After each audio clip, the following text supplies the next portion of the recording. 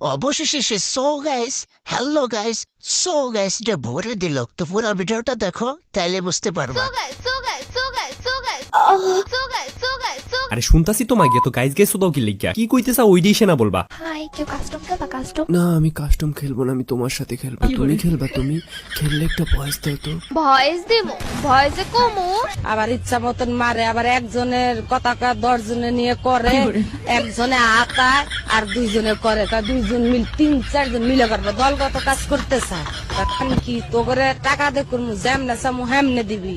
আমরা কইছি না, আমরা তো মানুষ, আমরা হয়তো টাকার বিনিময় করি। ভাষা কাজে গেলে করো একটু টিপ দেয়। উফ, খুবই কষ্ট লাগলো। আসলে আপনি এই পথে কেন আসলেন?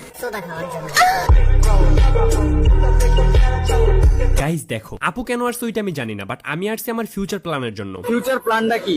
ফিউচার প্ল্যান খালি মাগিস